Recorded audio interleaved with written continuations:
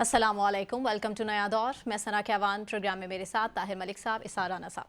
नाजरीन, इस प्रोग्राम का आगाज़ इस्लामाबाद हाई कोर्ट के 6 जजेस के उस ख़त के साथ ही जिस ख़त का मामला अभी तक हल होने को नहीं आ रहा है।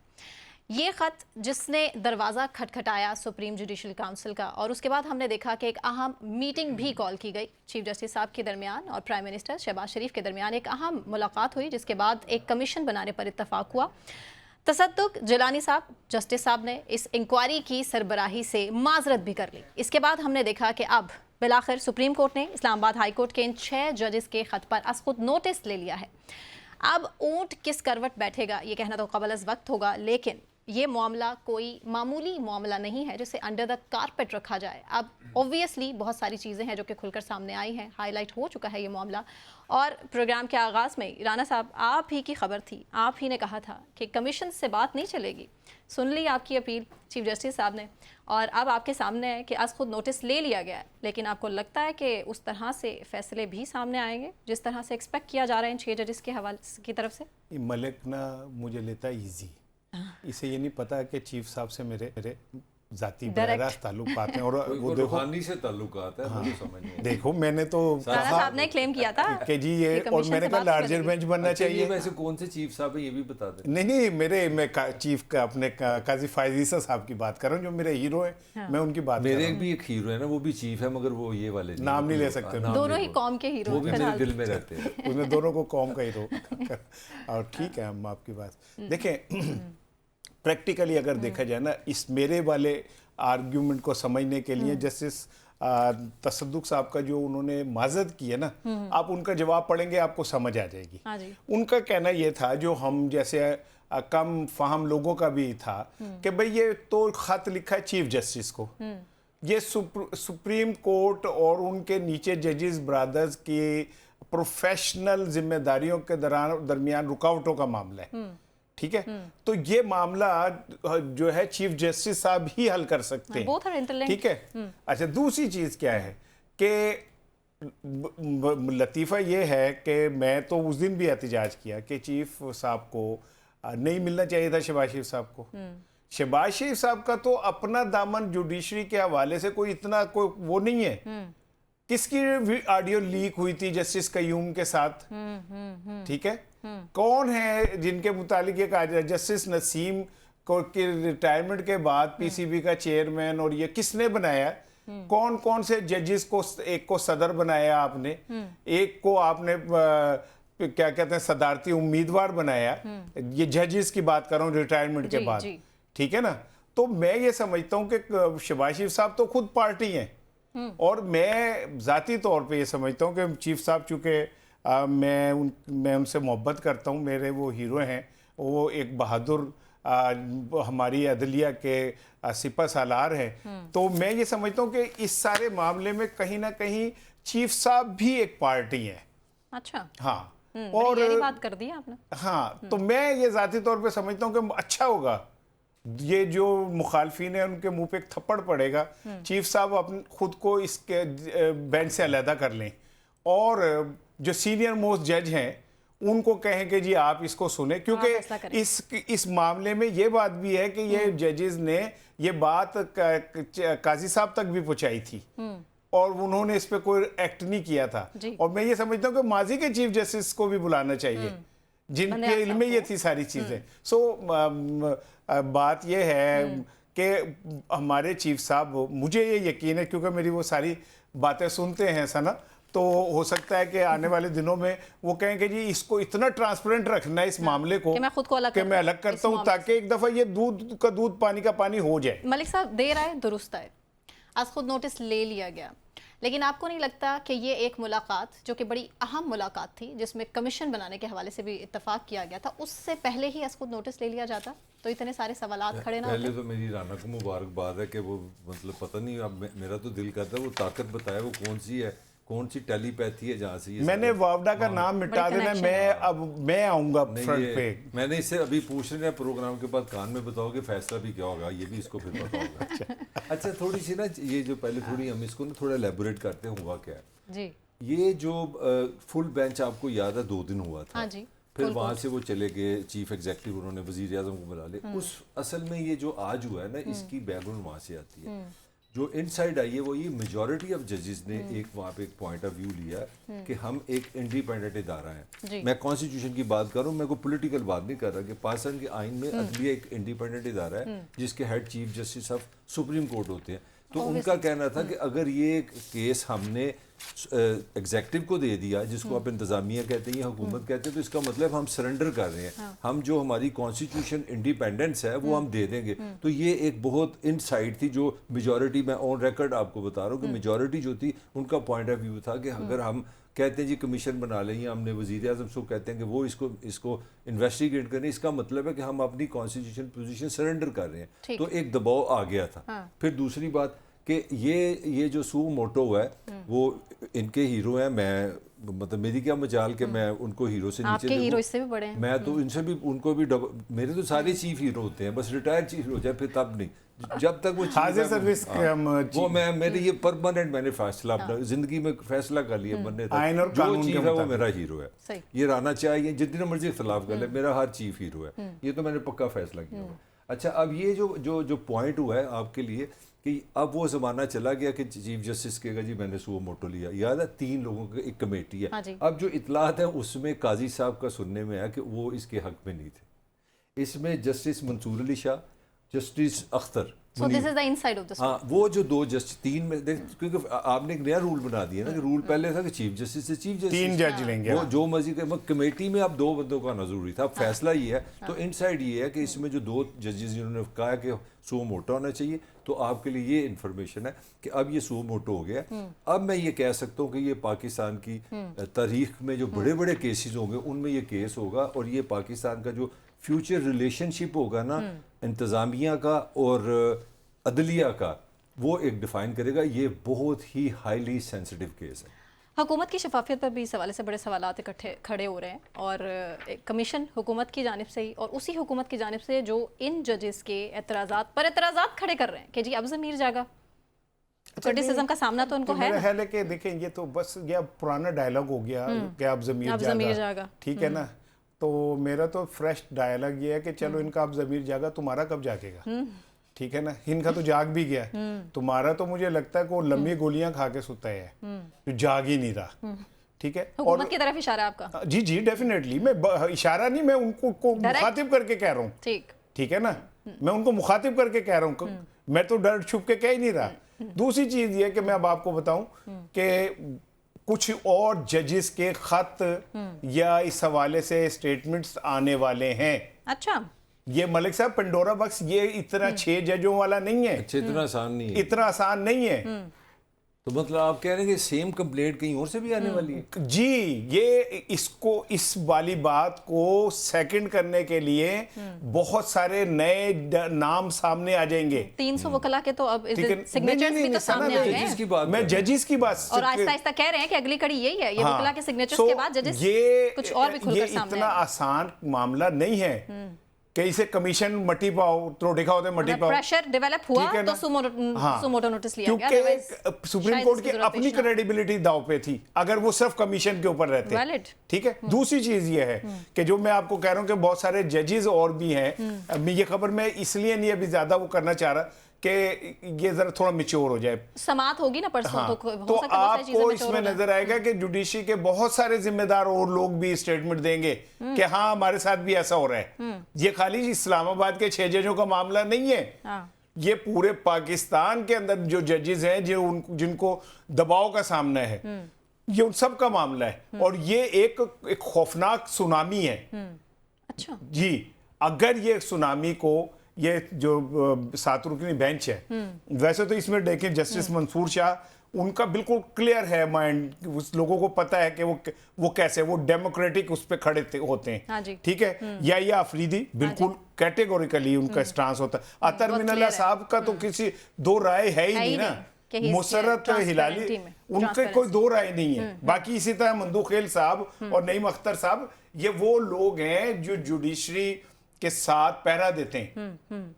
चीफ जस्टिस साहब को शदीद मुश्किलात होंगी इस बेंच में, लेकिन इसके बावजूद चीफ साहब का तन हौसला है कि उन्होंने ये बेंच बना दिया, ठीक है। और अगर उन्होंने हीरोइक किया। देखें सना साहिबा, इख्तिदार और जिंदगी जितनी मर्जी लस्टी हो खत्म हो जाती है, और अगर रह जाता है तो इंसान का नाम और किरदार रह जाता है। बेशक। तो मैं ये समझता हूँ कि अगर चीफ साहब, ये मैसेज पहुंच गया आपका? पहुंच गया। अच्छा ठीक है, बस तो मैं ये समझता हूँ कि ये अगर वो खुद को कर लें और इसके बाद इसका फैसला आने दें। और एक चीज, बस एक जुमला और, सॉरी, कि इसकी समाज जो है ना वो इन हाउस, इन कैमरा नहीं होनी चाहिए, ओपन होनी चाहिए, ताकि पूरी दुनिया साहब ने मुतालबा किया। रऊफ साहब का ये जो रऊफ आपने उनकी जो तर्जुमान है उनका ये मुतालबा जो राना साहब फरमा रहे हैं कि ये लाइव करें, आप इसकी कवरेज करें ताकि कौम देखे। तहरीक इंसाफ का ये है पॉइंट कि ये बेसिकली पीटीआई की जीत है।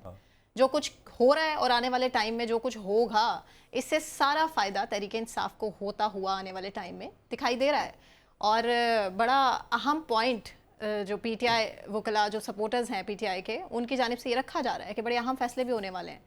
अपना सना, मैं इसमें काफ़ी मायूसी फैलाऊंगा, क्योंकि जब हमारे यहाँ फ़र्क वही होता है, जब धांधली कहते हैं, ये पीटीआई वाले कहते हैं बड़ी धांधली है, तो मेरा हमेशा आर्गूमेंट होता है यार जूते बढ़ गए, धांधली पहले भी हुई है। जस्टिस सिद्दीकी भी एक ज़माना था 2018 में बिल्कुल नून की यही पोजीशन थी कि देखें ये जस्टिस सिद्दीकी साहब ने तो बार में कह दिया, नाम ले दिया, सर्विंग जर्नैल का नाम ले दिया, और क्या बात होगी। और सुन लें, अब आपके यही जस्टिस काजी ने जो जस्टिस सिद्दीकी के बारे में फैसला किया, उन्होंने उनको बहाल नहीं किया, मगर उन्होंने उनको साफ कर दिया। लेकिन खमियाजा भुगतना पड़ा उनको सच कहने का। मैं एक टेक्निकली लीगल बात करने लगा हूँ, मराद भी मिलेंगे मुझे। मैंने केस किया जी 6 साल पहले, मेरे साथ ये ज्यादती हुई, ये ज्यादती हुई, तो आपने तो कहा कि आपने तो झूठ बोला था। नहीं जनाब, आप जज भी गए, आपकी पेंशन की, आपको मैं गिरफ्तार करने लगूँ। फैसला पाकिस्तान की सुप्रीम कोर्ट ने किया कि नहीं आप सही कह रहे थे। मेरा पॉइंट समझे बिटवीन द लाइन। ये जो 6 जजेस का इल्जाम है, जो उनका इल्जाम है, वो तो सुप्रीम कोर्ट पहले सर्टिफाई कर गई है कि बैरूनी मुदाखलत। मेरा आर्गूमेंट समझे, आपकी सुप्रीम कोर्ट ने इसी महीने में एक केस में ये फैसला दे चुके हैं कि एक जज साहब ने कहा था बैरूनी मुदाखलत है। तो आज अगर आपने उनको ये यहाँ तो मिली है तो ये तो उस बात का या तो हम कहते हैं ना, देखें जी 15 दिन पहले जैसे सिद्दीकी साहब ने कोई प्रूफ ही नहीं दे सके, तो उन्होंने कहा यार आपको शर्म आनी चाहिए, आपने इदारों पे इल्ज़ाम लगाया, आपने इंतजामिया पे इल्ज़ाम लगाया, आपने बैरूनी मुदाखलत की, अब आपको हम 6 महीने कैद भी करेंगे। ये भी वो तो आज़ाद हो गए, बल्कि वो अगला केस लड़ रहे हैं कि जनाब मेरे पैसे भी दो, मेरे जो 6 साल आप ले गए। तो ये केस की बुनियाद ज़रा आप समझे कहाँ पे जा रही है। तो मुझे लगता है कि ये केस पाकिस्तान की तारीख में इस तरह हो सकता है कि दूध का दूध पानी हो जाएगा। जिस तरह मैं समझता हूँ, जिस तरह अदलिया ने एक पोजीशन ले ली कि हम इंडिपेंडेंट हैं, हम इंतजामिया से हट काजी फैज अलग होंगे इस बेंच से। काजी साहब अलग हो जाएंगे इस बेंच से। मेजॉरिटी पे फैसला होना है, 7 का मतलब है 4-3 पे फैसला होगा, 5-2 पे होगा, क्योंकि हुकूमत पर जिस तरह से छोड़ दिया गया था। काजी साहब की जानिब से तो नहीं ना भाई, मेरा पॉइंट है काजी साहब यहाँ तो अकेला बेंच होता तो हम कह सकते। जिस तरह मैंने आपको बताया कमेटी में 3 लोग थे, काजी साहब फैसला अकेला नहीं कर सकते थे, 2 कर सकते थे। तो इसी तरह अगर बेंच में जो मैंने थोड़ी सी आपको इनसाइट दी है कि ये जो फुल बेंच की मेजॉरिटी जो आपके सुप्रीम कोर्ट के जजेस थे, वो सबका एक पॉइंट था कि हम एग्जीक्यूटिव को डोमिनेट नहीं होने देंगे। तो मुझे इसमें मुझे काफ़ी सख्ती नज़र आ रही है इस केस में। राना साहब, आपको क्या लगता है पाकिस्तान की जुडिशरी में यूँ कह लीजिए एक टर्निंग पॉइंट है, मंतकियाँ जहाँ तक पहुँचेगा ये केस, या फिर हमारे सामने एग्जाम्पल्स तो हैं ऑलरेडी जस्टिस शौकत साहब की? देखें, हम ना हर दफ़ा हम वो कौम है कि हर दफ़ा हम एक नया ख्वाब देखते हैं। जुल्फ़िकार अली भुट्टो इस्लामी सोशलिज्म लेके आए, रोटी कपड़ा और मकान, हम उनके पीछे चले। ज़ियाउल हक एक इस्लाम ले आए जी, ठीक है ना, और वो बड़ा ब्रांडेड, और उन्होंने उसकी फ्रेंचाइज भी दी जी, ठीक है, हम उनके पीछे चल पड़े। फिर उसके बाद नवाज शरीफ साहब आए और उन्होंने सनती टाइगर बनाने के लिए पाकिस्तान को लेके चले, हम उनके पीछे चल पड़े। मोहतरमा बेनज़ीर भुट्टो आई और वो फिर वापस सोशलिज्म और प्लस जमहूरियत को लेके वो और एंटी इस्टेब्लिशमेंट नैरेटिव को लेके आगे बढ़ी, हम उनके साथ चले गए, कोड़े खाए, जेलें भुगती। तो ये मैं मैट्रिक के अंदर था, तो मैं भी पकड़ाई में आ गया और मैंने काफ़ी चीज़ें इंजॉय की, जेल शेल ये वो, तो हम उनके साथ चल पड़े। फिर इमरान खान आया नया पाकिस्तान लेके, हम इमरान खान के पीछे के चलो शायद नया पाकिस्तान हमें मिल जाए, ठीक है। हम वो जो मुनीर नियाजी का शेर है ना कि एक और दरिया का सामना था मुझे मुनीर, मैं एक दरिया के पार उतरा तो मैंने देखा। मैं ये तो मायूसी फैलाता है और मैं मायूस आदमी हूँ, ठीक है ना। ये तो फैलाएगा, दोनों कजन है। तो जो सौदा ये बेचता है, लेकिन अच्छी खबरें तो आती है ना साहब नहीं आप ही की सुनो, तरफ से। मैं सना जो आपके कह रहा हूँ, सोर्सेज तो क्लेम करते हैं अच्छी अच्छी खबरें। आनी चाहिए। मैं जो बात कहना चाह रहा हूँ, क्या ऐसा हो सकता है कि आज अदालतें कहेंगे जी कल से बगिंग खत्म, कोई वीडियो नहीं बनेगी, कोई के चेजिंग नहीं करेगा किसी की, इन्वॉल्वमेंट नहीं होगी, कोई दारू कुछ की। नहीं होगा, तो वो जो वीडियो हमारे रहनुमाओं के पास मौजूद है जो उन्होंने कहा कि वक्त आने पे दिखाएंगे, उसका क्या बनेगा, तेरा क्या बनेगा कालिया। इदारों को अपने हुदूद में रहकर काम करने का आखिर मौका कब मिलेगा? ये मैं नहीं समझता, ये पाकिस्तान में मुझे तो नहीं नजर आता। यहाँ पे जो सिस्टम जितना मजबूत है, इदारे जितने मजबूत हैं और जितना उनका कंट्रोल है इस सिस्टम के ऊपर, ज्यादा तो नहीं कह गया? नहीं वो मुनासिब इतने है इतना आगे नहीं जाना। तो चले कमीशन पे बात करते हैं, घुमा के वहीं पे आ जाते नहीं हैं। इसमें मैं कमेंट नहीं एक जुमला और ये मेरा जुमला पूरा ले लें। तो ऐसे में ऐसे नहीं, कैसे बात हो कहीं सकता आगे है? ना निकल नहीं, जाए। कोई बात मतलब नहीं, मैं लेने इस के पे देने कमेंट ना करना पाए। चाहता हूं। नहीं कोई नहीं, सिर्फ मलिक साहब एक जुमला, जिस अब आप कह रहे हैं ना ये क्या करेंगे, और यार जिस मुल्क का चीफ जस्टिस एक हुक्म देता है और तमाम इदारे आके कहते हैं हमने आपकी बात नहीं माननी, मेरे पास पैसे नहीं है, कोई फंड्स कहता है नहीं मेरे है, पास ये दहशतगर्दी नहीं है, है। ठीक है, तो आपको समझ नहीं आ रही कि ये अदालतें जज एक कहता है हाथ जोड़ के कहता है मेरी जमानत से बंदा बाहर नहीं आ रहा, मेरे ख्याल है प्रेस कॉन्फ्रेंस करवा लो। ये इंतहाई एक दुख की बात है कि हमारी जुडिशरी एक कमीशन उसको आईजी को डिप्टी कमिश्नर को, ठीक है, वो कहती है कि जनाब इसको तो यूं कर दें, आप इसको हटा दें। एक सब इंस्पेक्टर आता है और वो आके कहता है कि बाजी ऐसे नहीं कर सकते, की कर लोगे तो साडा मलिक साहब क्या कर लेंगे? अच्छा नहीं एक कमेंट जो मैं करना चाहता देखें इस तरह भी नहीं हो सकता, मतलब कुछ रियलिटीज राना बिल्कुल ठीक कर रहा है। नॉर्मली मैं इस पोजीशन पे होता हूँ कि यार इस पावर की रियलिटी, मगर देखें आप मुझे बताएं, चले हम हाइपोथेटिकल बात करते हैं, आप समझते हैं कि ये अब 7 रुकनी जो जज है ये कहेंगे कि बिल्कुल ठीक है कि इस इदारे की कोई वैल्यू, ये अब आपकी अना का मसला हो गया, आपका कॉन्स्टिट्यूशन का मसला हो गया। कुछ चीज़ें होती हैं, देखें हमारी आम जिंदगी की मैं बात कर रहा हूँ, बहुत सारी चीज़ें होती हैं जो हम लिख के नहीं कहते, जुबान में कह सकते हैं, मतलब मैं आपके बारे में कोई कहलवा भी सकते हैं। ये अब रिटर्न में होने जा रहा है, ये हिस्ट्री बननी है। अच्छा। ये अब ये 7 बंदों का नाम नहीं आना,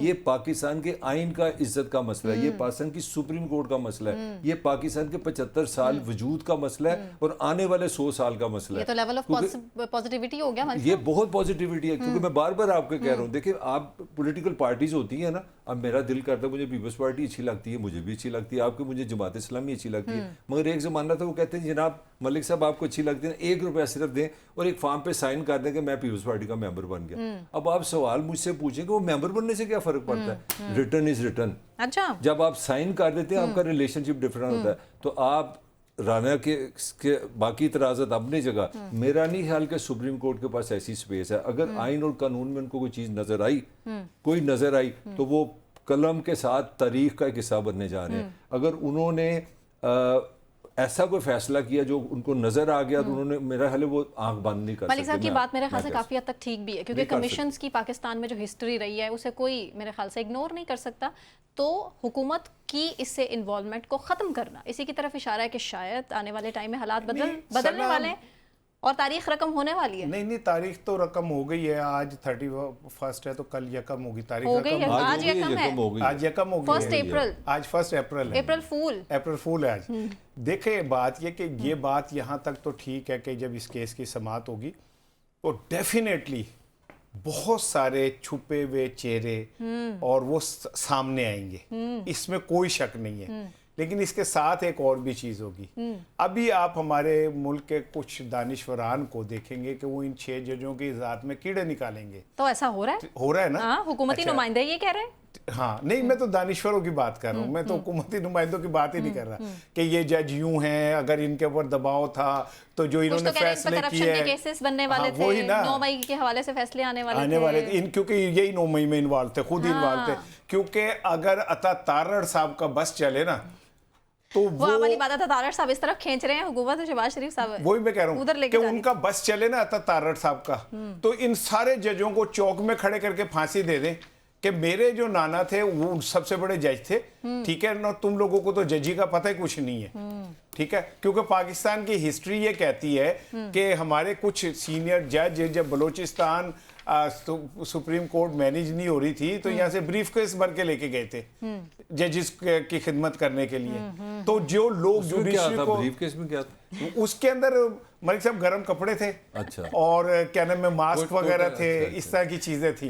वो जाके जजिस को दी गई थी कि मास्क लगा लें और आपका वो चेहरा और आवाज नहीं निकलनी चाहिए। तो जिन लोगों का माइंड सेट जुडिशरी के लिए ये हो कि इन्हें मैनेज किया जा सकता है, उन्हें क्या वो प्रॉब्लम है, या वो क्यों इस बात को मानेंगे कि जी यहाँ पे जुडिशरी पे प्रेशर नहीं होना चाहिए। जिनका माइंड सेट ये हो कि टेलीफोन करके कह रहे हो, वो कह रहे हो जज कि जी फिर 10 साल कर दिए, कहते नहीं बड़े पैन के अंदर 12 साल करो, ठीक है। मोहतरमा बेनजीर भुट्टो के खिलाफ जुडिशरी ने, पंजाबी इस्टेब्लिशमेंट ने और पंजाबी जजों ने जो फैसले दिए माजी में, ठीक है, और मोहतरमा बेनजीर भुट्टो और आसिफ अली जरदारी के हवाले से जो फैसले दिए पंजाबी इस्टेब्लिशमेंट और पंजाबी जजों ने, वो कोई ढकी छुपी बात है? तो पंजाबीइज्म कौन था यहाँ पे? जाग पंजाबी जाग, तेरी पग नू लग गया दाग, कि कौन कहता था? कौन अपने आप को कहता था कि तख्ते लाहौर पे बैठ के हम पूरे पाकिस्तान पे रूल करेंगे? तो उनके लिए ये जजों का मामला क्या है? और अभी देखिएगा इन जजों के हवाले से बहुत कुछ सामने आएगा। क्या आज तक यहाँ से, लेकिन मुझे एक जुमला आप ही चाहे इस पे कमेंट कीजिएगा। एक मुल्क का चीफ जस्टिस बनने जा रहा है जो, वो आला ऑफ सडन इस्तीफा दे देता है। क्या कोई पूछ रहा है कि क्यों दिया तुमने? कौन से दबाव थे तुम पे? उनको भी बुलाएं, उनको भी इस उसमें बुलाएं, उनसे पूछे तुमने इस्तीफा क्यों दिया? मेरा जवाब ये, यहाँ पर तो सहाफियों पर बहुत ज्यादा दबाव है, फ्रीडम ऑफ एक्सप्रेशन, उनके हवाले से क्या बात जरूर करेंगे, कंटिन्यू जरूर करेंगे। और जस्टिस तसद्दुक जिलानी ने सरबराही से माजरत की क्यों है, बात इस पर भी और इनसाइट आपकी तरफ से मैं जरूर चाहूंगी सामने आए, लेकिन एक ब्रेक के बाद हमारे साथ रहिए।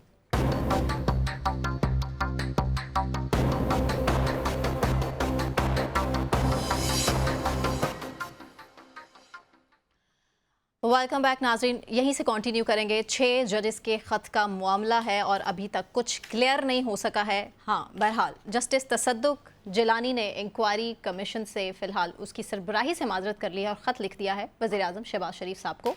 आखिर माजरत क्यों की गई मलिक साहब? इतना क्या प्रेशर था? उनके अपने बेटे ने बड़ा सवालात खड़े कर दिए। वो भी उनमें शामिल था जिन्होंने इतराज़ किया था कि ये कमीशन ना बने, सके बेटे की बात कर। मगर देखिए जो उनके बारे में, जस्टिस जिलानी के बारे में बड़ा कंसेंसस है कि वो एक पाकिस्तान के बेस्ट ब्रेन है, पाकिस्तान के बेस्ट जज है, और उनका जो आर्गूमेंट है आपको पसंद आएगा, जो मुझे अच्छा लगा जो उन्होंने लिखा है। अब इसको थोड़ी टेक्निकली समझने की जरूरत है कि खत है क्या था।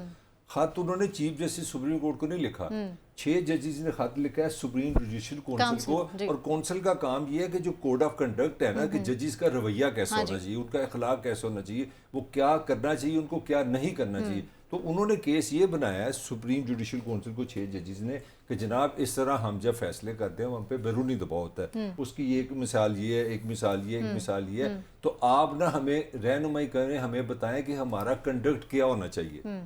पॉइंट समझ गए? अब इस सुप्रीम जुडिशियल काउंसिल का हेड कौन होता है?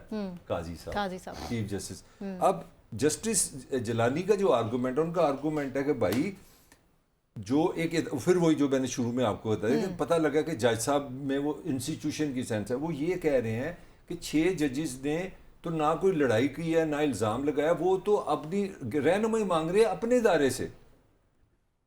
तो ये रहनुमाई में मैं क्यों मुदाखलत करूं? क्योंकि आप तो हुकूमत के अंडर आ जाएंगे। मैं तो फिर वही पॉइंट जो मैंने शुरू में कहा था, इससे मुझे एक चीज़ समझ आई कि जिन जजेस ने वहाँ पे कहा, फुल बेंच पे कहा कि नहीं हमें एग्जेक्टिव से अलग रहना है, ये सेम आर्गूमेंट है जिलानी साहब का। जिलानी साहब का भी यही आर्गूमेंट है कि या तो उसके लेटर में उन्होंने लिखा होता है ना हमारे ये इल्जाम है तो इंसाफ दिया जाए, तो इंसाफ के लिए हुकूमत आ सकती है। उन्होंने ये नहीं लिखा, उन्होंने ये लिखा है कि ये हमारा जो हम जो काम करते हैं उसमें हमें बैरूनी दबाव आता है। तो आप, क्योंकि आप जिम्मेदार हैं, ये कौंसल जिम्मेदार है, आप हमें बताएं कि जब हमें इस तरह एक्सटर्नल कोई फोन पे हमें बग कर रहा है या हमें पे प्रेशर आ रहा है तो हम क्या करें। तो उन्होंने भी बड़ी सियासी काम किया, ये 6 जजेस ने काम बड़ा अलग डाला। उन्होंने माइंड यू चीफ जस्टिस ने नहीं हेल्प ली, सुप्रीम कोर्ट को नहीं लिखा, उन्होंने कौंसिल को लिखा।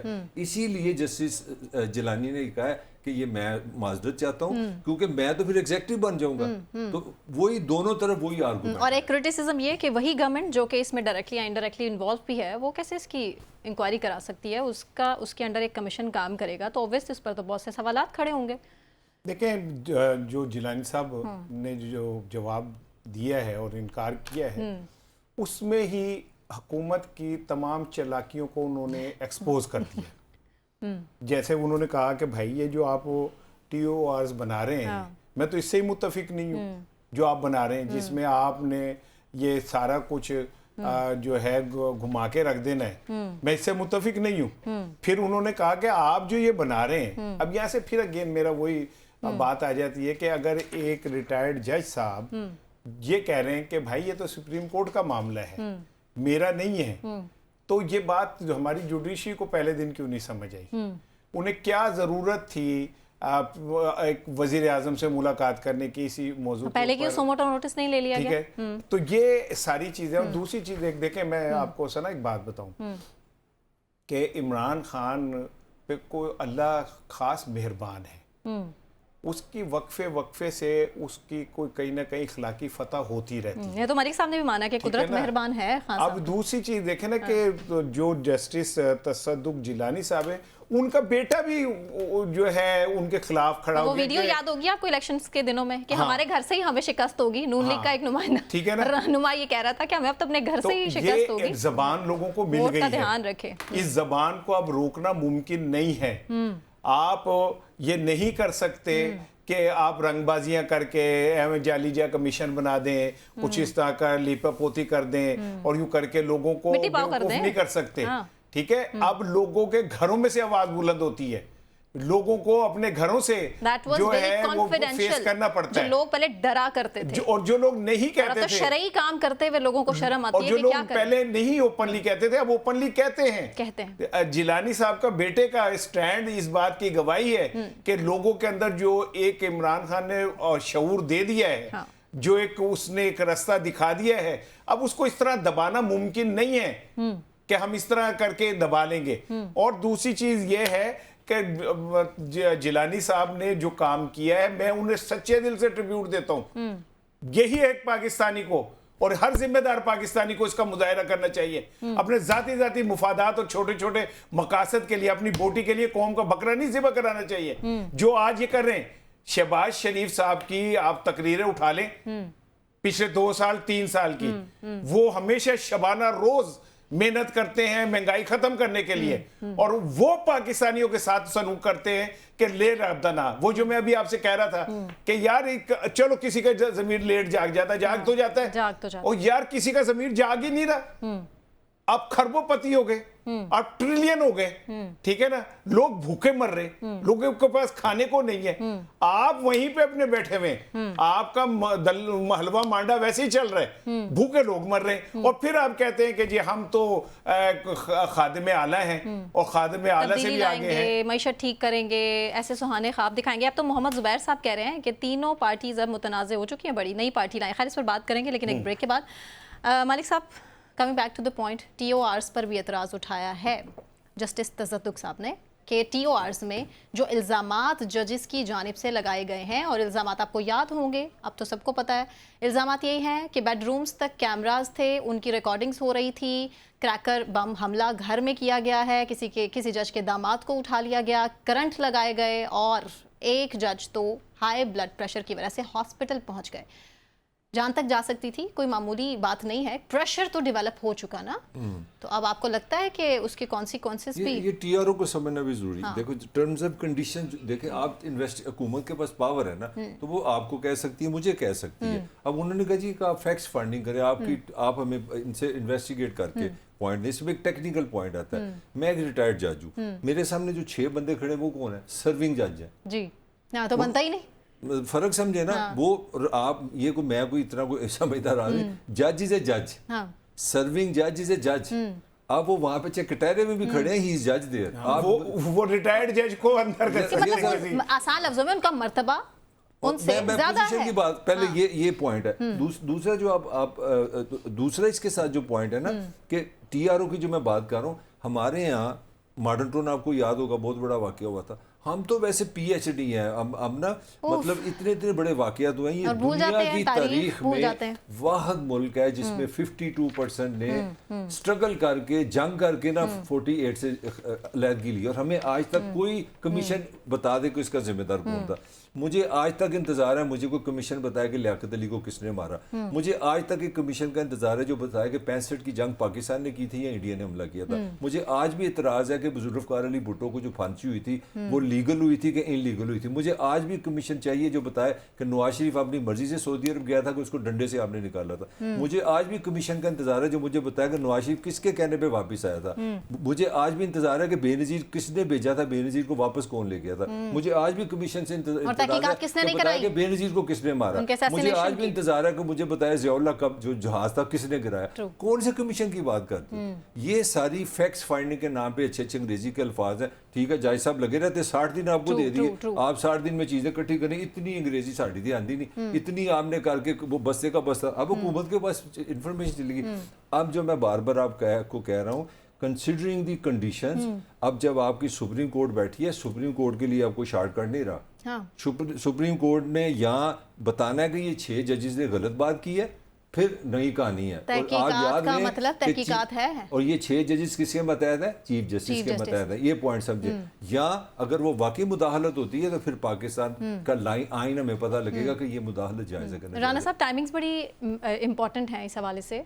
जिस तरह से जस्टिस तसद्दुक ने सरबराही से माजरत की है, ये पहले से ही मालूम हो चुका था। ये क़यासराइयाँ भी हो सकती हैं, या कह सकते हैं कि कुछ लोग इस हवाले से प्रोपेगेंडा भी कर रहे हैं। जो मोटो नोटिस लिया गया है चीफ जस्टिस साहब की जानिब से, ये बेसिकली इसी से ही मैच करता है कि टाइमिंग बड़ी इंपॉर्टेंट थी। पहले से उनको मालूम हो चुका था कि जी ये माजरत पहले से सामने आने वाली है, तो बेहतर है कि पहले वक्त पर फैसला कर लिया जाए। एक्चुअली क्योंकि एक प्रेशर तो था, ये प्रेशर इतना डेवलप हो गया, और पूरे पाकिस्तान में जितने भी लिबरल लोग थे और जो डेमोक्रेटिक थे, हाँ जी, उनका एक ही मुतालबा था कि भाई आप इसे कमीशनों की उसमें ना करें। हाँ। लेकिन मलिक ने कितने नाम गिनवा दिए। हाँ।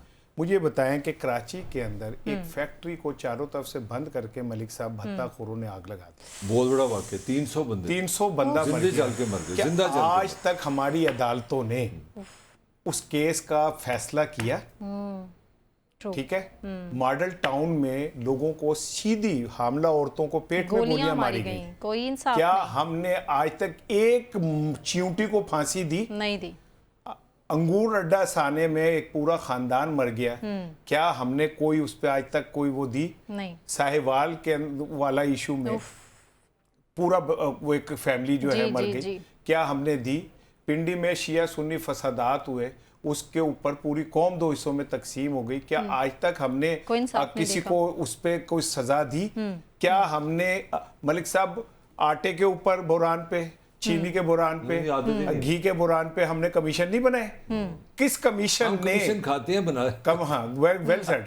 किस कमीशन ने, मुझे बताएं कि आज तक किसी एक केस में भी, वो छोड़े उसामा बिन लादेन तो हमारे हाथ जल जाएंगे, हम इस जोगे हैं कि हम उसामा बिन लादेन पे कोई बात कर सके, ठीक है, या और कोई कुछ मामला पे कर सके, लेकिन जो ये वाले थे इन पे तो हो सकती थी। क्या ये कौम जो है सना, क्या हम कीड़े मकोड़े हैं? क्या डिजर्व नहीं करते? क्या हम कुल बुलाते हुए ये जमीन पे रेंगते हुए हशरातुल अर्ज हैं? हमारी जिंदगी की कोई वैल्यू नहीं है, समझ नहीं, हमारे बच्चों की कोई वैल्यू नहीं है। अफसोस के साथ आप ऐसे 400 बंदों को ऐसे चारों तरफ से फैक्ट्री बंद करके आग लगा दी, आज तक हम एक बंदे को सजा नहीं दे सके। क्यों नहीं दे सके?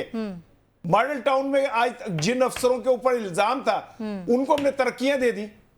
हमने मॉडल टाउन के अंदर जिन लोगों के ऊपर डायरेक्ट इल्जाम था वो आज हमारे बड़े सरकारी ओहदों पे बैठे हुए। तो ये मुल्क है, इस मुल्क के अंदर क्या कानून इंसाफ जो है वो खत्म हो चुका है? रद्दी की टोकरी है।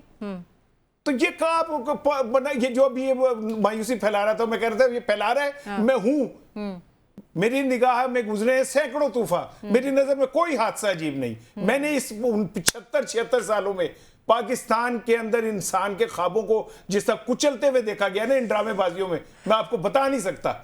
आप में बना लेंगे, 7 जज बैठ जाएंगे, लिख ले मेरी बात, मैं आपको लिख के देता हूं, कुछ नहीं होगा, कख नहीं होगा, तीला नहीं टूटेगा। मलिक साहब, नफी आपके बात की मेरा आप ख्याल है तो बड़े नहीं, पॉजिटिव नहीं, हैं नहीं, इस मेरा केस नहीं को ख्याल लेकर। इतना साफ रास्ता है। मेरा ख्याल है मैं जो बिटवीन दी लाइन आपको बताना चाह रहा हूँ ना, ये कि ऐसा शख्सियात तारीख में नहीं हुआ पाकिस्तान की जुडिशल देखें हिस्ट्री हर में। चीज़ का एक लिमिट होती है।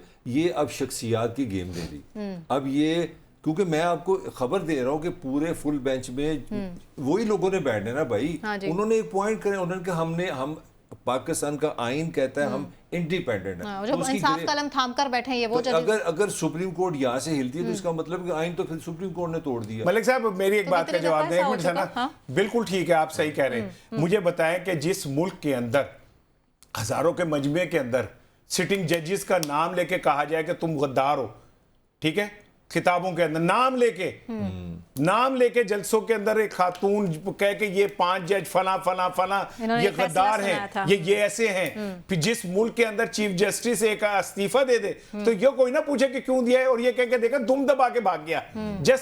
जस्ट फील द वर्डिंग, नहीं, दुम दबा के भाग गया। ठीक है, Argument है। तो यार जिस मुल्क के पार्लियामेंट के अंदर पार्लियामेंटेरियन जजेस के ऊपर गालियां लिख के ऐसे पकड़ और के घर खड़े हो, जलाने की ठीक है? धमकियां भी दी जा मैं रही हैं। तुम्हारा आर्गुमेंट तुम्हें ही दूंगा क्योंकि देखो जो पीटीआई का जो एक है ना लाइकनेस, एक वेव है, उस वेव में मैं खुद कंफ्यूज हो जाता हूँ। मुझे लगता है कहीं ना कहीं पाकिस्तान का पब्लिक ओपिनियन ना एक प्यास में फंसा हुआ है। मतलब अब पाकिस्तानी इस वो पंजाबी कहते हैं गुंजल, पाकिस्तानी थक गए हैं इस खे खवैया से। अब मेरा हाल है आप लोगों को जरा सोचो, मेरा हाल बड़ा मुश्किल रास्ता है। देखो बात पर चेंजेस पता है किस तरह आती है। चेंजेस इस तरह नहीं होता 0 to 100 नहीं कभी होता। ये नहीं होगा कि आज मैं 0 कल 100। ये सोसाइटी ऐसा ऐसा बदलती है। मेरी राय में आज का जो पाकिस्तान है ना, उसमें रेजिस्टेंस बढ़ गई हुई है। अब हमारे इदारों को मेरा लिए अब हम बड़े भी कुछ हो गए, हमें मार भी बड़ी पड़ी है। पाकिस्तान अब ज्यादा अफोर्ड नहीं कर सकता इदारों से बाहर। नहीं देखिए, मैं ना मलिक की हर बात को पाकिस्तान डिनाई अफोर्ड नहीं कर करता सकता हूं। दारों से बाहर आना। मैं बता रहा हूँ, मैं इसकी हर बात को डिनाई करता हूँ, लेकिन मैं इस आर्गूमेंट को बाई करता हूँ। अच्छा। और बाई इस तरह करता हूँ कि पाकिस्तानी अवाम ने 8 फरवरी को रद्द-ए-अमल दिया। जो बर्दाश्त ही नहीं हो रहा ना हाँ, इदारों से। 8 फरवरी को पाकिस्तान ने इस निजाम के खिलाफ अपना रद्द-ए-अमल दिया, अपना आवाज वर्डिक्ट बुलंद दिया। हाँ। उन्होंने साबित किया कि हम कहां खड़े हैं और हम ये सब कुछ नहीं। सो अब आप ना माने ना, आप भाई दामन पे कोई छीट ना खंजर पे कोई दाग, तुम कत्ल करो के करामात करो, तुम यूं करो तो 45-47 हो जाता है, ठीक है ना। और आप कहते हैं लेकिन कब तक, आखिर कब तक आप ऐसे करेंगे? मोहब्बत में भी और किसी की ये नफरत में भी डले हैं। ये जो मलिक कह रहा एक और है, आर्गुमेंट है, ये क्या? मेरा नहीं है। मैं जो क्योंकि हम लोग साफी होते हैं, हमने हर चीज को इकट्ठा करना होता है। एक इंटेलेक्चुअल ये भी आर्गुमेंट है क्या? कि एक ऐसी हुकूमत कमीशन बनाए, एक ऐसी हुकूमत इस केस को ले जिसका अपना वजूद ही काबिल बहस है। पॉइंट समझ गई जो है इसमें ना, directly जिसमें indirectly अपना involved धांधली का है। इल्जाम है। Exactly। मैं अगर मेरी डिग्री से ही नहीं, आप कह रहे हैं जी मैं इंग्लिश पढ़ाऊं, मैं इंग्लिश की मेरी डिग्री चली निकली है तो मेरी पढ़ाई तो और इन्हीं जजेस की जानिब ये से भी- वो और सना फैसले देखे जिस ना। लीडर के खिलाफ आए हैं उसकी बेनिफिशियरी कौन थी? ये हुकूमत थी, खुलकर सामने है, सारी चीजें क्लियर है। जो जजेस कह रहे हैं कि जी हम पे दबाव था फैसलों का, तो वो जो दबाव था तो फैसला एक के खिलाफ जाना था तो दूसरा बेनिफिशियरी होना था ना। 14 घंटे पढ़ ठीक के है ना? फैसले दिए गए हैं, दिए गए ना कि कैसे खिलाफ Continuous- लेकर आना है, बेहोश हो नहीं, जज 3 दफा बेहोश हुए, हॉस्पिटल गए, उन्होंने कहा नहीं काका मरन ना कम निकलेगा, नहीं तो फैसला करके जाएगा तू, ठीक है ना। वो बेचारे को उठा के लाके फैसले कराए आपने। लेकिन ऐसे फैसलों की तारीख में हैसियत क्या है? क्या हैसियत है? वो तो क्या आपके रह जाती सामने है आ हैसियत? गई। आप वक्ती तौर पे हैसियत तो खैर पनामा की भी कोई नहीं थी, एवन नहीं, फील्ड और बिल्कुल नहीं, अल्जीरिया की नहीं, भी कोई मैं नहीं उस पे थी। भी कहता हूं। मुझे ब्रेक अनाउंस करना है, कर सिर्फ ले। एक जुमला, हाँ, जी, जी। सना हैसियत थी क्या? उनकी हुदैबिया की, अल अजीजिया की, पनामा की हैसियत थी। मनी ट्रेल्स नहीं थी। लेकिन हमारी नहीं, मनी ट्रेल का भी इशू नहीं था। क्या? हमारी जुडिशरी हमेशा एक बंद दरवाजा तैयार रखती है खुलने के लिए। रिलीफ कहीं से मिल सकता है। उकामा के ऊपर उन्हें नाहल कर दिया, ठीक है ना, ताकि आगे जाके उकामा साबित नहीं होगा, वापस आ बेटे जाएगी, से तनख्वाह ना लेने पर। ठीक है ना। तुम कत्ल करो के करामात करो। हाँ ठीक, मुझे ब्रेक अनाउंस करना है जी। ब्रेक से वापस आने के बाद तोशा खाना केस में इमरान खान और बुशरा बीबी की सज़ा को तल कर दिया गया है और उनकी ईद पर मुलाकात भी कराई जाएगी। इस पर बात करेंगे और महंगाई के हवाले से भी बात करेंगे। बिजली महंगी हो गई है, पेट्रोल महंगा हो गया, कितना और इसके असरात क्या होंगे आने वाले वक्त में पाकिस्तान पर, इस पर बात करेंगे। लेकिन एक ब्रेक के बाद हमारे साथ रहिए।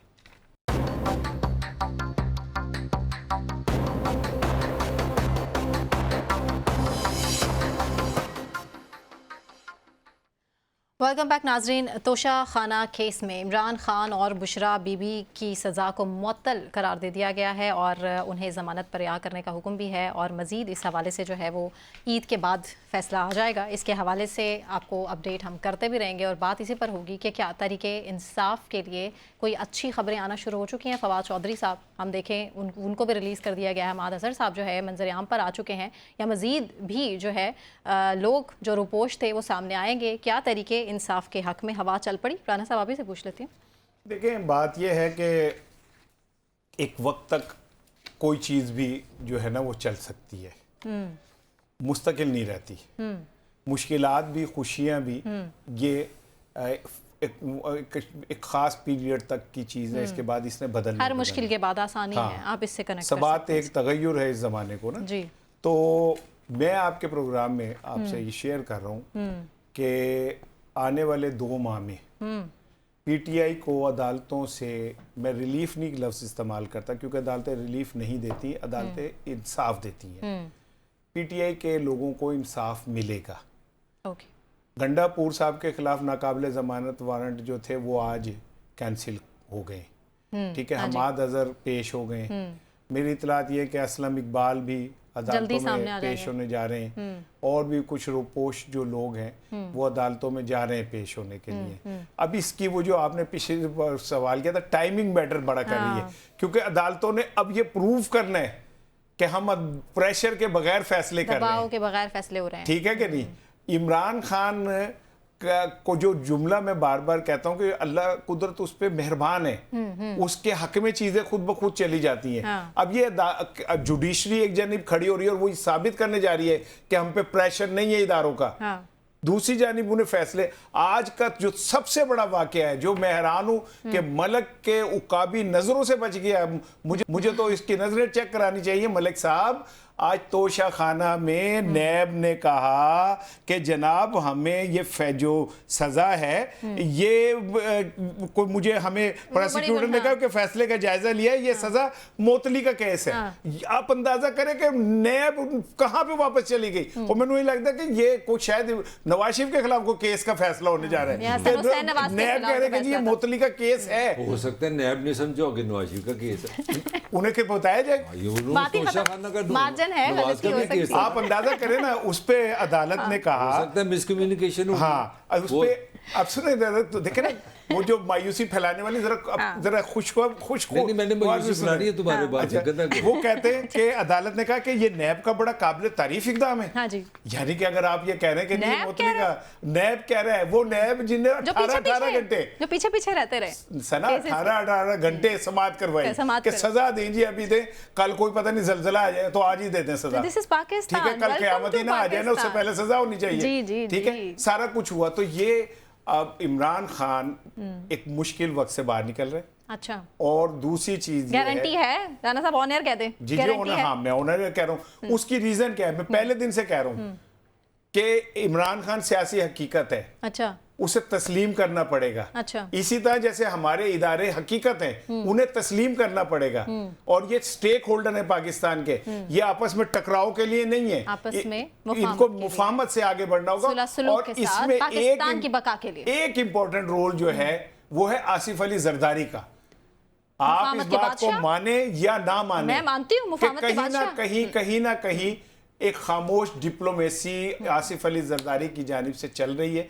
अभी मैं आपको एक दिलचस्प बस एक लफ्ज शेयर करूंगा कि पीटीआई के एक बहुत सीनियर जो रहनुमा थे, जब उनकी गिरफ्तारी के लिए छापे पड़ रहे थे तो उनको जिस शख्स ने महफूज किया वो बिलावल भुट्टो थे। मैं वो बात वाकई पूरा नहीं खोल रहा, कोई भी थे, मुझे नहीं पता। नहीं, हम तो पूछे बगैर नहीं, मुझे नहीं पता। लेकिन बिलावल भुट्टो साहब ने उनके लिए कोशिश की कि यार ये देखें, यही सियासी पुख्तगी और क्या नाम है कुशादगी है।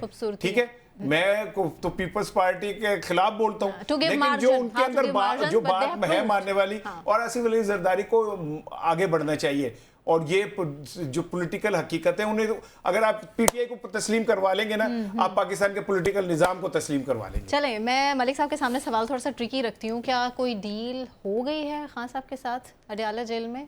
जो मुलाकात भी होगी अब बुशरा बीबी के साथ, ईद पर ख़ास ये मुलाकात करवाई जाएगी, उसके बाद ईद के फ़ौरन बाद रिहाई भी हो सकती है। अजहर सिद्दीक साहब भी इसी तरफ इशारा कर रहे हैं। वो भी ठीक है उनकी बात, राने पे भी थोड़ा मैं क्रिटिसिज्म करना चाह रहा हूँ। ये इस तरह नहीं होता कि आप 2 साल पहले बड़े हो जाएं, इनकलाबी हो जाएं और मीर जाफ़र मीर सादक सामने खड़े हो जाएं, मैं अदालत से भी छोड़ रहा हूँ, मैं कौमी असम्बली भी छोड़ रहा हूँ, मैं वजारतें भी छोड़ रहा हूँ, पंजाब भी छोड़ रहा हूँ, और अब छोटे छोटे आप अपना आपकी ज़मानत होती है तो ये क्वेश्चन शुरू करते हैं गुड टाइम इज़ कमिंग, मसला खत्म हो गया। ये आपकी डील की बात भी कर रहे हैं। डील नहीं है ये। अच्छा नहीं है, मान गए, मतलब मान के डील नहीं है। मैं बिल्कुल इसके अपोजिट आपको देने लगा, सुनती जाए मुझे थोड़ा सा। पहले तो एक रियासत है, उसमें एक अदालतें हैं, पहले अदालत, मैं बाद में जाऊंगा पावर की तरफ। ये आज एक दुनिया में वर्ल्ड रिकॉर्ड हमने बनाया, हमारी पेशावर हाई कोर्ट ने 51 मुकदमा आते अपना इस पे हमाद अजहर पे और 10 मिनट में उसको जमानत दे दी। मतलब हमारा काम हर जगह बड़ा मज़ेदार होता है। 51 मुकदमा, ये दुनिया का वर्ल्ड रिकॉर्ड आज बनाया पेशावर ने, उन्होंने कहा 10 मिनट में जमानत, चलो हो गया। अच्छा, फिर ये जस्टिस आमिर फारूक साहब थे, ये Imran Khan is on record के ये बंदे से मेरे फैसले नहीं होने चाहिए, आज उसी बंदे ने जमानत दी है, ठीक हो गया। अब वो रहने वाली बात है कि नैब ने ये कहा है कि ये केस हमें ज़मानत हमारा मसला नहीं, ये तो केस है 14 साल मियाँ बीवी को कैद है, तो वो आप वो फैसला करें, हमें इससे गरज नहीं है। तो जज साहब ने कहा ठीक है जी, फिर हम मुकदमा सुन लेंगे, ईद के बाद सुन लेंगे कि सजा कैंसिल करनी है कि नहीं करनी, तो चले आपको जमानत दे। मगर ये खबर है अदालत तक की। मैंने आपको कॉन्फ्लिक्ट भी बता दिया ना कि ये बाई नेम आए थे आमिर फारूक पे, ये पीटीए वाले, आज वहीं से जमानत लेके गए। फिर पेशावर कोर्ट का भी मैंने बता दिया। मगर असल खबर मैं इस पर स्टैंड कर रहा हूँ, मैं पिछले 6 महीने से, कि अभी पार्टी शुरू हुई है, 5 साल हो गए, 9 मई का छतरूला एक्शन आगे जाने लगा, और इसी महीने में इमरान खान भी उसमें शामिल है। ये party is not over yet. 5 साल सजाएं हुई हैं और ये कहा गया कि ये भी कम है। इस पे अभी तक जो ताकत है, ठीक है जरदारी साहब का अपना हक है, वो सदर हैं, उनकी पॉलिटिकल थिंकिंग है, मैं को लड़ नहीं रहा, मैं आपको खबर दे रहा हूँ। अभी तक इस मुल्क की जो ताकतवर जो इदारे हैं उनका फैसला है कि 9 मई पे माफी नहीं है, और इस पे पूरी उनकी आंख है और उस पे पूरा काम हो रहा है। लेकिन असल ताकत तो अमेरिका से मिलती है ना, नवंबर में हालात बदलने वाले, ट्रम्प साहब आए तो नहीं, वो नवंबर आएगा फिर जाएंगे, वो बात बड़ी लंबी हो जाएगी। आप देखेंगे इसी महीने देखेंगे कि खां को अगर यहाँ पे एक सेम मिला ना तो उसको 5 से दुआने टाइप बजेंगे, इसी पे उसको केसेस होंगे। ये भी आप रिकॉर्ड कर लें अगर आने का करना। नहीं देखिए मेरी बात सुने, 9 मई वाला जो वाक़या है ना, उसमें तो तय है कि जो इन्वॉल्व है उसे सजा मिलेगी, ठीक है, इसमें कोई दो राय नहीं। तहकीकात के लिए कमीशन भी बना दें, तो खान साहब ने भी कहा, पीटीआई कह रही है। उसमें भी ये है, ये अभी मेरा चीफ गवेरा कह रहा था ना कि जी ये कौन सा इनकलाब है कि जिसमें वो यूं करें और फिर अदालतों से, मतलब इससे पूछे क्या फांसी ले ले, क्या जहर खा ले, क्या करे, अदालतों से इंसाफ मांग रहा है ना। हाँ। अंधेरों में गाड़ियों की डिग्गियों में छुप के जाके तो नहीं माफी मांग रहा है। अगर वो कुछ लेना चाह रहा है तो अदालतों के थ्रू ही लेना चाह रहा है ना। हाँ। इस सिस्टम में रह के लेना चाह रहा है ना, तो और वो इस सिस्टम को तस्लीम कर रहा है ना। हाँ। तो इसमें कौन सी बुराई की बात है। वो ये तो नहीं कर रहा कि वो बाजवा साहब के खिलाफ कहे बाजवा साहब आपने मेरी हुकूमत गिराई, और अंदर खाते अपने बंदों को कह के इसको वोट दे दो, ये तो नहीं कर रहा वो। या ये तो नहीं कर रहा कि एक तरफ वो आपको इल्जामात लगाएं जलसों के अंदर, गुजरांवाला के जलसे में या इधर उधर, और दूसरी तरफ गाड़ी की डिग्गी में जाके छुप के घोड़े पकड़ के कहे हमें माफ कर दो। एक तरफ एहतसाब का नारा बुलंद करे और दूसरी तरफ अपने अल्फाज वापस ले लें, वैसे तो ना करें ना, पर्सनल हो रहे राणा साहब। चले, मुझे थोड़ा सा एहतजाज की कॉल जो दी गई थी तहरीक इंसाफ की जानिब से, वो कितनी कामयाब रही राणा साहब, आप ही से मैं पूछ लेती हूँ। पेशावर में भरपूर एहतजाज रिकॉर्ड हुआ, सिंध में हुआ, कराची में बस ठीक है मामूली था, कुछ बहुत ज़्यादा नहीं था, लेकिन पंजाब में, लाहौर में, इतना बड़ा सूबा पंजाब, लाहौर में कोई एहतजाज ही नहीं, एक बंदा नहीं। देखें क्या हो रहा है। मैं आपको एक बात बताऊं, बतौर सहाफ़ी, अच्छा, ये मेरी ऑब्जर्वेशन है कि इमरान खान के गिर्द इस वक्त ऐसे ब्रूटस इकट्ठे हुए हैं जो इमरान खान की जान को नुकसान पहुंचाना चाहते हैं। अच्छा। ठीक है ना, ऐसे लोग मौजूद हैं जिन्होंने उन्हें अदालतों से रिहा करवाना था, वो तो खुद बेनिफिशरी है इस सिस्टम के बन रहे हैं। कोई किसी कमेटी का बन रहा है, कोई कुछ बन रहा है, कोई कुछ बन रहा है। इनमें से मैं भी कि मैं कुछ ज्यादा एग्जेजरेट कर गया हूँ, लेकिन मेरी राय में इनमें बहुत सारे लोग ऐसे हैं जो इमरान खान की गोद में बैठ के इमरान खान के खिलाफ काम कर रहे हैं। तो समझ नहीं आ रही खान साहब को? नहीं आ रही है वो।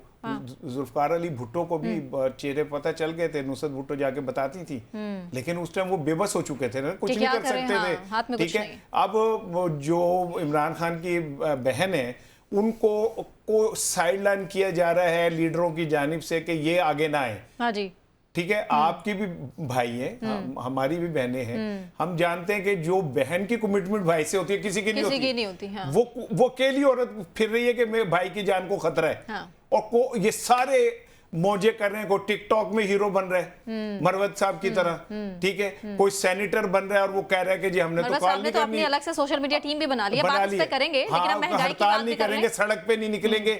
और इमरान खान कह रहा है निकले और ये कह रहे हैं नहीं निकलेंगे, क्योंकि अब ये बेनिफिशियरी सिस्टम के। ठीक है, चले खान साहब की बात से रिलेट कर लें इसे कि हमारी हुकूमत अगर नहीं रहती है, तरीके अदम एतमाद आ जाता है, तो आपसे डील नहीं होगा, आपसे नई चीजें संभलेंगी। तो हम देख रहे हैं कि संभल नहीं पा रही है। मुफ्त बिजली की बात की जा रही थी, महंगाई देखने कहाँ पहुंच चुकी है। पेट्रोल 9 रुपए महंगा हो चुका है, 289 रुपए। आप क्या समझते हैं कि हालात अच्छे कहाँ से होंगे? मलक के पास ना इस हवाले से कुछ कैलकुलेशंस हैं जी, मैं चाह रहा हूँ पहले आप इससे क्योंकि देखिए मैं क्यों टाइम शॉर्ट है, उसके बाद मैं तो रोने वाला हूँ ना। नहीं, ये मेरे पास भी रोने वाला बिजली महंगी, पेट्रोल महंगा और कहीं से कोई रिलीफ नहीं। सिंपल सी बात है, पिछले साल के से मैं आपको शुरू करता हूँ, ये अप्रैल आई फर्स्ट है, पिछले अप्रैल में पाकिस्तान में जो फराते जा रहे हैं वो 37%, 37% पिछले साल जब हुई है ना तो 13% इंक्रीज था। तकरीबन 40% का मतलब है कि अगर इस एक साल में जो चीज़ आप 100 रुपए की देंगे अब 140 की है, फिर उस हिसाब से 140 पे आप 440% गए। आप मुझे बताएं, यहाँ तो आप हर साल, आप क्योंकि टाइम थोड़ा इतना एक्सप्लेन करने, और हर बंदे की तरह आप डबल हर साल करते रहे, फिर वो महंगाई से बचेगा। 10 रुपए पेट्रोल का मतलब है आपकी सब्जियां जो है गाड़ियों से आती हैं शहरों में, आपके बच्चे स्कूल जाते हैं, आपकी ट्रांसपोर्ट, आपका मोटरसाइकिल, आपकी गाड़ी। पेट्रोल एक ऐसी चीज है सना जिसकी महंगाई आपके सर से पांव तक एक एक जगह जाएगी। ये इतना बड़ा फार्मूला है महंगाई का, मैं अगर आप पूरा प्रोग्राम कर ले तो हमें घंटा बोल सकते हो। ये आपने गरीब आदमी के जो 2-4 सांस है ना वो भी छीन रहे हैं। गरीब आदमी पता है क्या कह रहा है कि जहां मैं अपना ट्रैवल करके जाता था दफ्तर 100 रुपए मेरा पेट्रोल लगता था, अब मेरा 250 रुपए से ज्यादा पेट्रोल लग रहा है। आमदन नहीं बढ़ रही, इनकम नहीं बढ़ी, सैलरीज नहीं बढ़ रही, वहीं की वहीं है आमदन, लेकिन खर्चे हैं कि बस आसमान से बातें कर रहे हैं। क्या करें? मैं तो ये दरखास्त करूंगा हाथ जोड़ के कि माफ कर दें, हमें माफ कर दें, क्योंकि हम भी गुनाहगार। 300 यूनिट देने थे ना बिजली के, वो अपने पास रख लें, खुदा का वास्ता हमें सांस मुझे तो यकीन करें हर रोज प्रोग्राम में इस तरह की बुरी खबर सामने रखते हुए खुद माफी मांगने की मेरा तो दिल करता है कि मैं आवाम से माफी मांगूं। सुने ना कि महंगाई है, हो रही है। एक तरफ हम लोग हैं कीड़े मकोड़े मरने वाले, इसे बड़ा एतराज होता था इन लफ्ज पे, एक तरफ हमारे हुक्मरान है वो टायरों के लिए 3.25 करोड़ और हेलीकॉप्टर के लिए 3 करोड़ रुपए तलब कर रहे हैं। अरब वो हेलीकॉप्टर मुझे नहीं पता कितने का अरब। लेकिन हमारे गुर्बत की इंतहा देख लें कि हमें करोड़ और अरब में कोई इतना वो नहीं, हमारे पास 1000 से ऊपर जाएंगे तो हमें पता चलेगा। में बताना जरूरी है, मैं जो बताना चाह रहा हूँ, जिसकी 1000 रुपए सैलरी थी ना पिछले साल, बगैर कुछ किए 600 रुपए होगी। समझ गया मैं अब क्या कहना चाह रहा हूँ? अब जिसकी 1000 सैलरी थी ना वो खड़े खड़े 450 रुपए, ये मतलब है। अच्छा ना, सब दो जुमले देखें,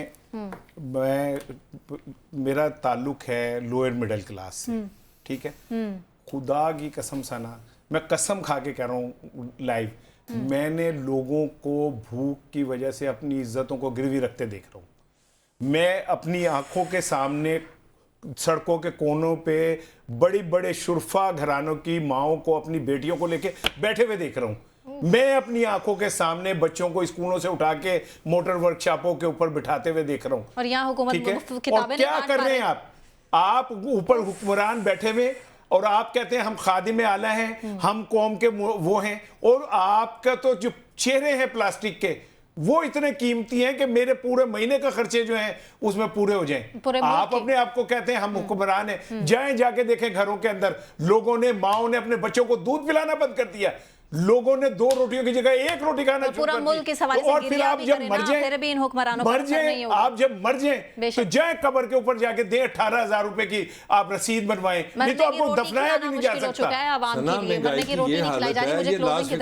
महंगाई की ये हालत है कि इस मुल्क का वफाकी वजीर बच्चों की फीस नहीं दे सकता स्कूल की, इतनी महंगाई हो गई है। मैं आंसू रोके हुए हैं मैंने, यार वफाकी वजीर अपने बच्चों की फीस नहीं जो दे का सकता। साइड, लेकिन अवाम इस टाइम बहुत बुरी कह हालत रहे में माफ कर है। दो। आखिरी अशरा है, रमज़ान मुबारक है, दुआई की जा सकती है क्योंकि इज्तिमाई गिरिया कर सकते हैं हम, लेकिन उसके बावजूद शायद हुकूमत के कान पर जूं तक ना रेंगे।